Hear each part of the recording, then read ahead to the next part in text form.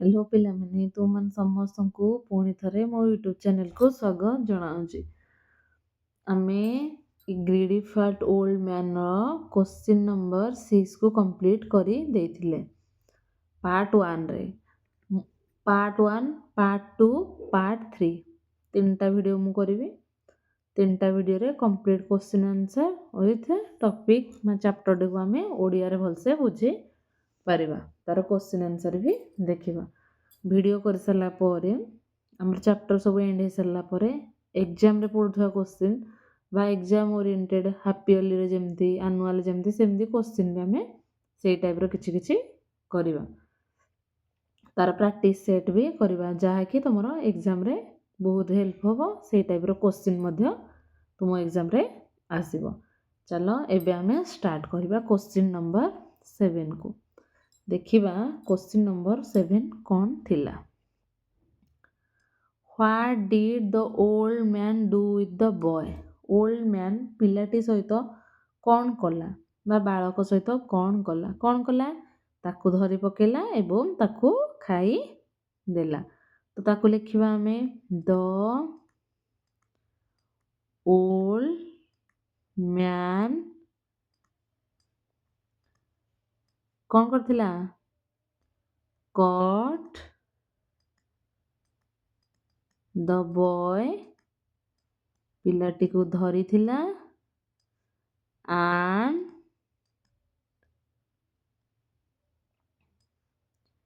ate him up, ଏବଂ ତାକୁ ପିଲାଟିକୁ ଖାଇ ଦେଇଥିଲା। The old man, what did the old man do with the boy? The old man caught the boy. Catch ର past tense ହେଲା caught the boy, ପିଲାଟିକୁ ଧରିଥିଲା ଏବଂ ତାକୁ ଖାଇ ଦେଇଥିଲା। ଏବେ ଯିବା ଆମେ ସେସନ୍ 2 ଅଛି। ସେସନ୍ 2 ଅଛି ଆମର ପୋଷ୍ଟ ରିଡ଼ିଂ, ତାକୁ ପଢ଼ିବା। ଏବେ ପୋଷ୍ଟ ରିଡ଼ିଂ ଆମେ ଦେଖିବା। ପୋଷ୍ଟ ରିଡ଼ିଂ ଦେଲା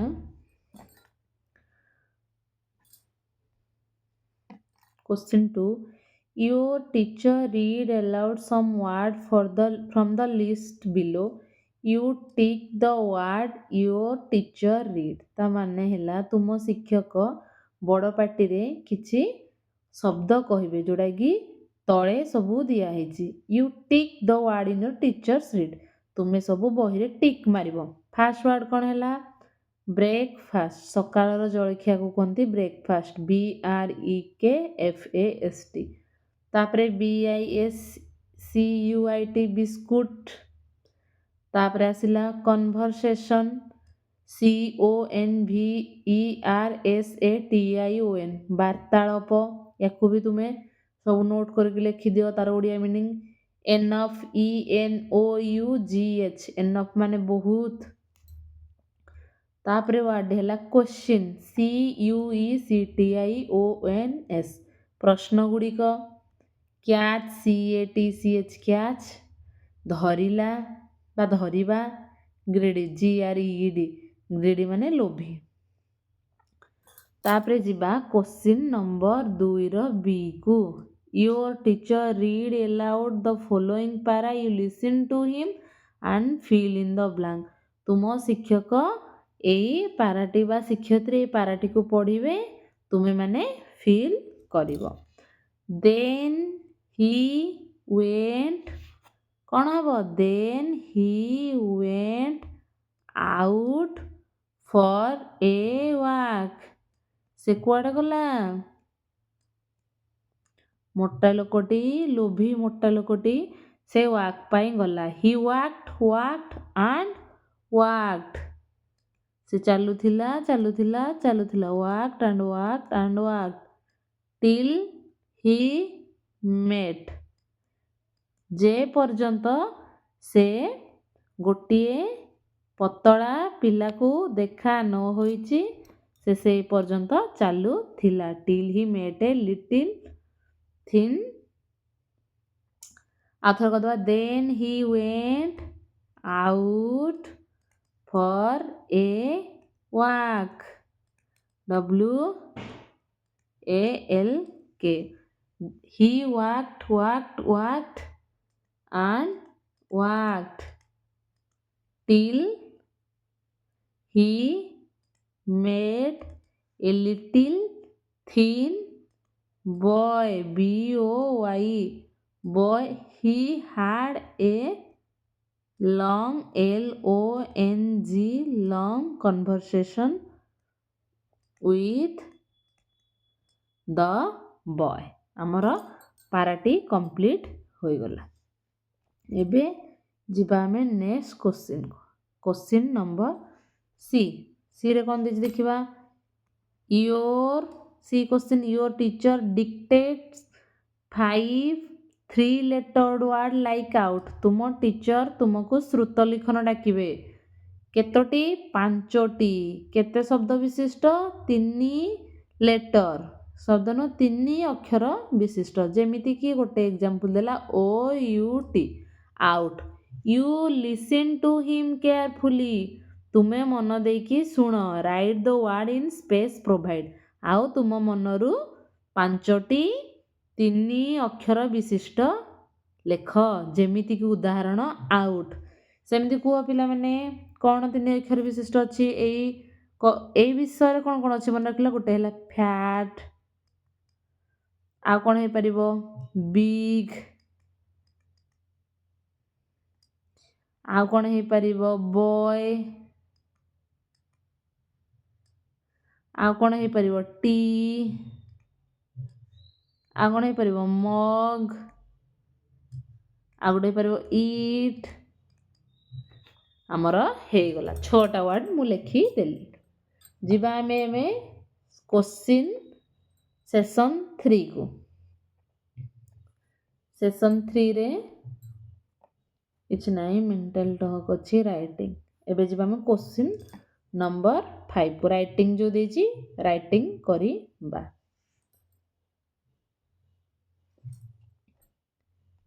ଦେଇଛି answer the following. What is the story about? ଷ୍ଟୋରିଟି କାହା ବିଷୟରେ ଥିଲା? The story is about an old man and a boy. ଷ୍ଟୋରିଟି ଗୋଟିଏ ବୃଦ୍ଧ ଲୋଭୀ ମୋଟା ମଣିଷ ଓ ଗୋଟେ ବାଳକ ବିଷୟରେ ଥିଲା। The story is about an old man and a boy. ଷ୍ଟୋରିଟି ଗୋଟିଏ ବୃଦ୍ଧ ମଣିଷ ଏବଂ ଗୋଟେ ବାଳକ ବିଷୟରେ ଥିଲା। ଏବେ ଆମେ ଯିବା କ୍ୱେଶ୍ଚିନ୍ ନମ୍ବର ବିକୁ। How much the old man take? Tea. Old man କେତେ ଟି ନେଉଥିଲା? The old man took, already ଆମେ କ୍ୱେଶ୍ଚିନ୍ କରିସାରିଲେଣି, 2 mugs of tea। କେତେ ନେଉଥିଲା? 2 ମଗ୍ର ଟି। ତାପରେ ଟ୍ରିପଲ୍ ନମ୍ବର କ୍ୱେଶ୍ଚିନ୍ ଦେଖ। whom did the old man meet on the way? କାହାକୁ ଦେଖିଲା? on the way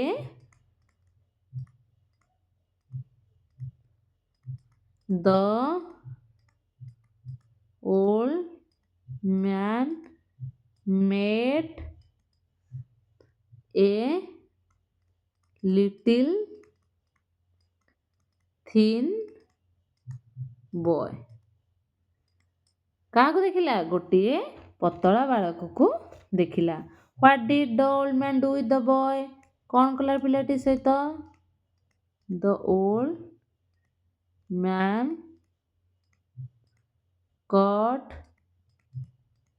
the boy and ate him up। ତାକୁ ଧରିକି ଖାଇଦେଲା।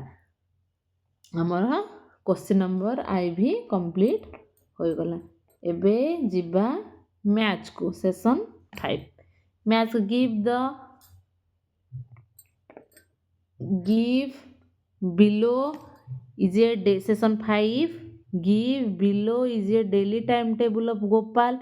Based on timetable, writing a paragraph about Gopal's daily habit. First sentence is done for you. ଆମେ ଗୋପାଲ ବିଷୟରେ ସବୁ ଦେଇ ଦିଆହେଇଛି।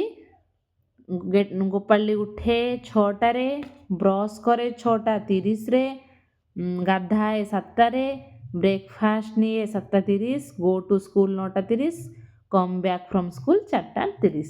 ତ ଆମେ ପାରାଗ୍ରାଫଟି କମ୍ପ୍ଲିଟ୍ କରିବା। ୟାକୁ ନେଇକି ଗୋଟିଏ ପାରାଗ୍ରାଫ ଅଛି।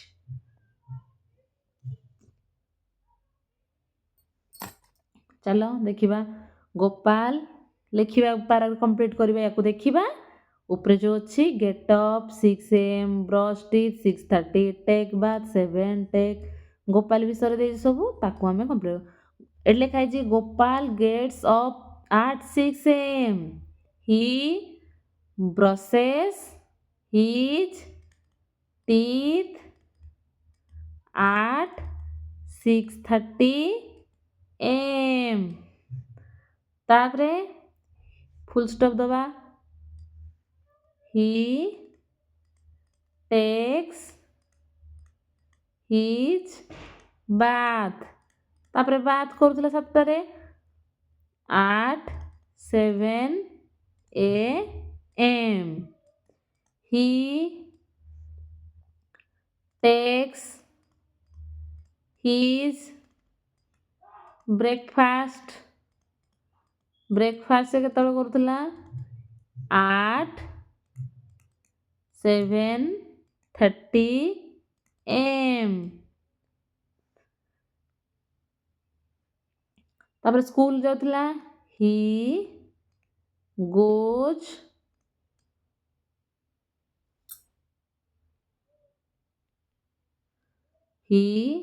goes to school at 9:30 AM. He comes back। ପୁଣି କମ୍ ବ୍ୟାକ୍ କରୁଥିଲା, ଦେଇଛି ମେନସନ୍ ହେଇଛି ଉପରେ। 4:30 କମ୍ back from school at 4:30 PM। ଏଇଟା ଆମର ପାରା କମ୍ପ୍ଲିଟ୍ ହେଇଗଲା। Gopal gets up 6 AM. He brushes his teeth at 6:30 AM. He takes his bath at 7 AM. He takes his breakfast at 7:30 AM. He goes to school at 9:30 AM. He comes back from school at 4:30 PM। ଏବେ ଆମେ ଯିବା। Now join the written 6 sentence into 2. First one is done for you. Gopal gets at 6 AM, brushes his teeth at 6:30 AM and take his bath at 6 AM। ସେ କହିଲା କି ବର୍ତ୍ତମାନ ଯେଉଁ 6ଟି ବାକ୍ୟକୁ ଆମେ ଲେଖା ହେଇଛି, ଯୋଗ କରି 2ଟା ବାକ୍ୟ କରିବା। ପ୍ରଥମଟି ଆମ ପାଇଁ କରି ଦିଆହେଇଛି। ପ୍ରଥମଟା ଯେଉଁ ଗାଧେଇବା ଯାକେ ଏଇଟା ଗୋଟେ ବାକ୍ୟ। Gopal gets up 6 AM, brush his teeth 6:30 AM, he take his bath 7 AM।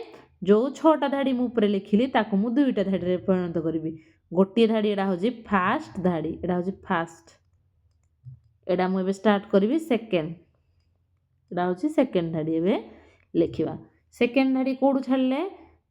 he takes his bath 7 AM। ସେ ତାର ଗାଧୁଆ ସାରିଥିଲା 7 AMରେ। ତାପରେ ହେବ he takes his breakfast। ତା ବ୍ରେକଫାଷ୍ଟ ତାପରେ କରିଥିଲା କେତେବେଳେ? at 7:30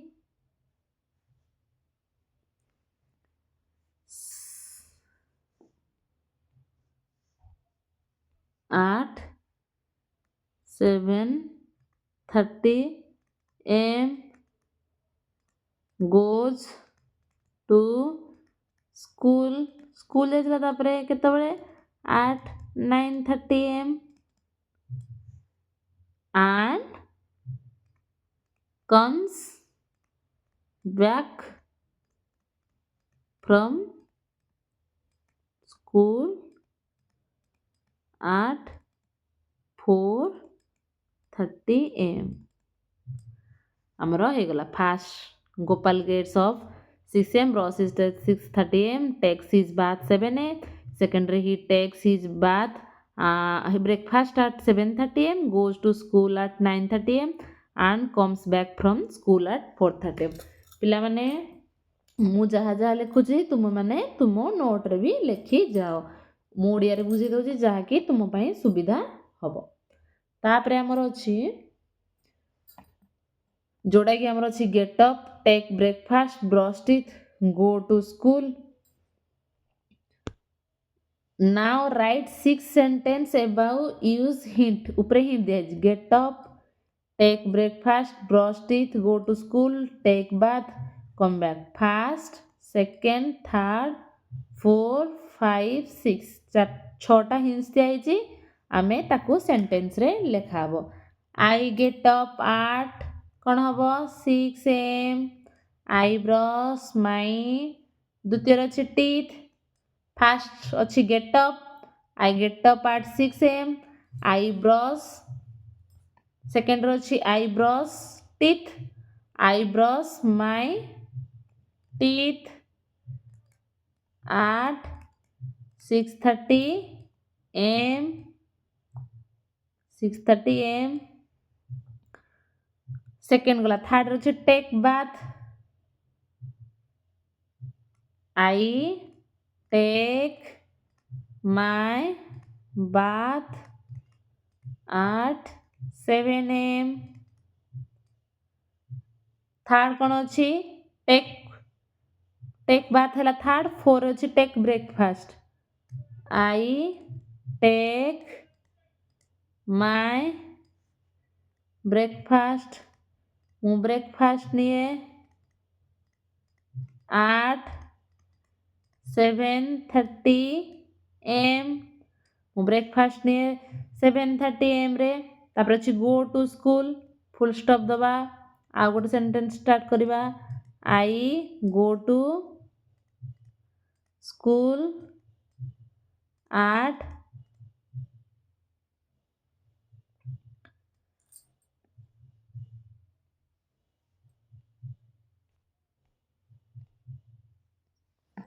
I go to school at 9:30 am.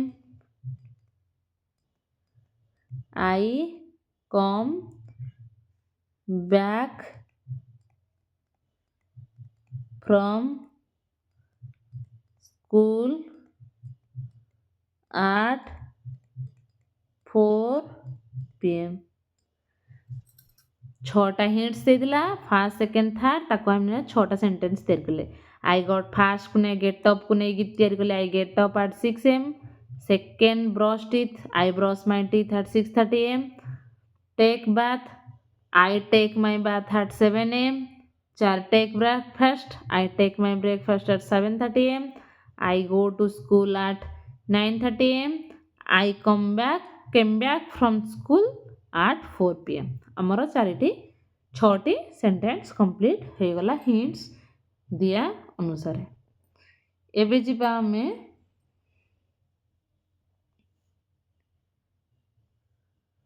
Sorry गला क्वेश्चन। एबे जिबा आमे lesson 2 a greedy fat old man part 2 को जिबा।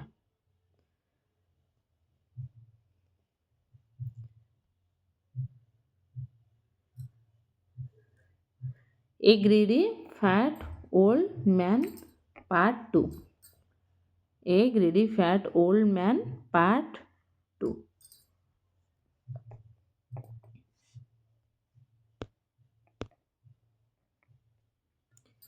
Look at this picture. Who is the old man talking to? ତଳେ ଦିଆଯାଇଥିବା ଛବିଟିକୁ ଦେଖ। Who is the old man talking to? Old man ଟି ଅଛି, କୁକୁରଟି ଅଛି। ଏଠି କୁକୁର ଅଛି, ଏଇଟା ହେଉଛି ଓଲ୍ଡ ମ୍ୟାନ୍। ଓଲ୍ଡ ମ୍ୟାନ୍ ଟି କାହା ସହିତ କଥା ହେଉଛି ଜାଣିପାରୁଛ କି ପିଲାମାନେ ତୁମେ? ସେ କାହା ସହିତ କଥା ହେଉଛି? Will the greedy old man eat of the dog? କ'ଣ ଲୋଭୀ ମୋଟା ମଣିଷଟି କୁକୁରକୁ ଖାଇଦବ କି? ଏଇ ଛବିରେ ଯୋଉ କୁକୁରକୁ ଦେଖୁଛ ଖାଇଦବ କି? Let's read and see. ଚାଲ ଆମେ ପଢ଼ିବା ଆଉ ଦେଖିବା ଆମର କ'ଣ ହଉଛି।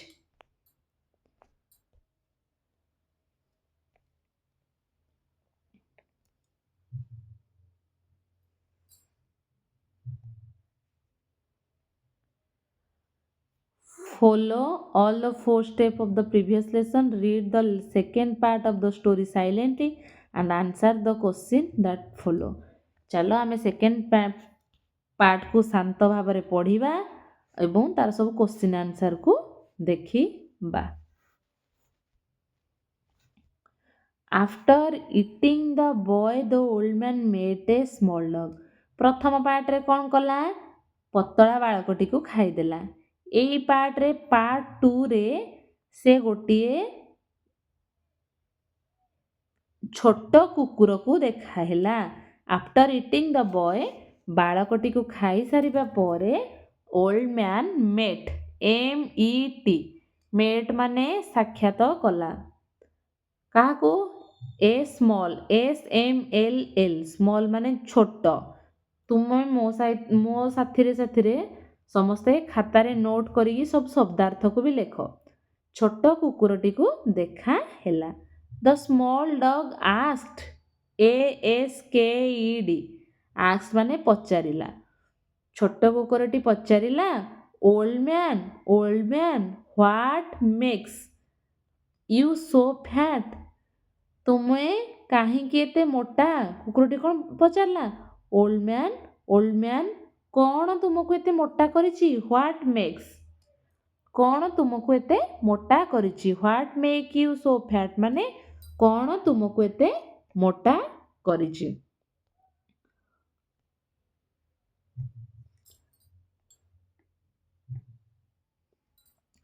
The old man said, I have taken a very heavy breakfast.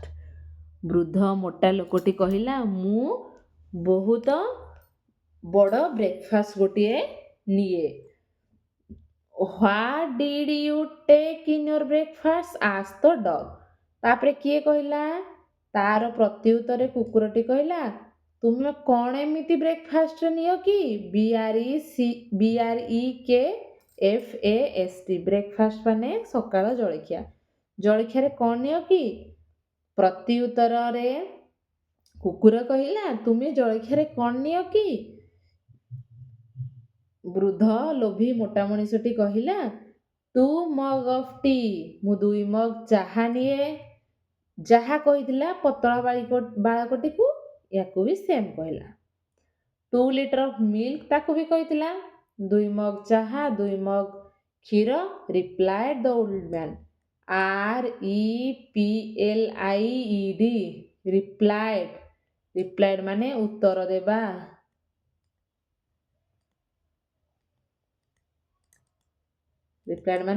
ଦେବା। ଉତ୍ତର ଦେଲା। only this much asked the dog. Dog ତାପରେ କହିଲା କ'ଣ ତୁମେ କେବଳ ଏତିକି ମାତ୍ର ନିଅ? only this much, ଏତିକି ମାତ୍ର ଦିଅ। I have taken 3 tin of biscuit, replied the old man. Old man ଉତ୍ତରରେ ପୁଣି କହିଲା, ମୁଁ 3 ଟିଣ ବିସ୍କୁଟ ବି ନିଏ। ପୁଣି ଡଗ୍ଟି କୁକୁରଟି ତା କହିଲା, only this much, କ'ଣ ତୁମେ ଏତିକି ନିଅ? ସେ ଯାହା ବି କହୁଥିଲା ତାକୁ ତ ସେ ପ୍ରତ୍ୟୁତ୍ତରରେ କହୁଥିଲା, କ'ଣ ତୁମେ ଏତିକି ମାତ୍ର ନିଅ? asked the dog. I also ate 5 big pieces of cakes, replied the old man.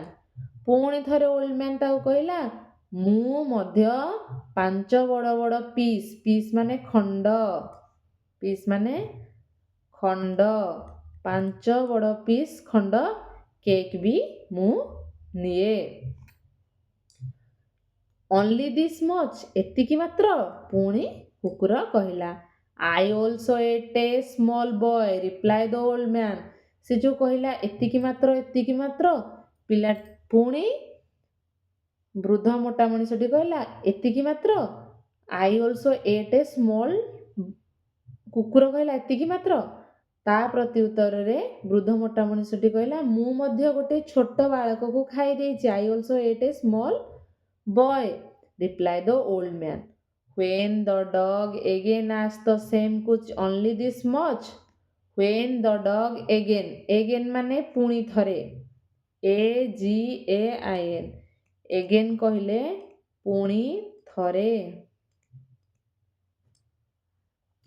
ପୁଣି ଥରେ ସେଇ ସେମ୍ କୋଶ୍ଚିନ୍ ବାରମ୍ବାର ଗୋଟିଏ କୋଶ୍ଚିନ୍ ପଚାରିଲା only this much ଡଗ୍ର ବାରମ୍ବାର କେଉଁ କୋଶ୍ଚିନ୍ଟି ଥିଲା ଏତିକି ମାତ୍ର ଦେଖୁନାହାନ୍ତି only this much dog asked the dog only this much ସେଥିପାଇଁ the old man lost his temper old man ପୁରା ରାଗି ଗଲା ସେ ବାରମ୍ବାର ଯୋଉ ପଚାରିଲା ଏତିକି ମାତ୍ର ବୁଢ଼ା ଲୋକଟି କ୍ରୋଧରେ ପୁରା ଅଧୀର ହୋଇ ପଡ଼ିଲା ଲଷ୍ଟ ହଜେଇ ଦେଲା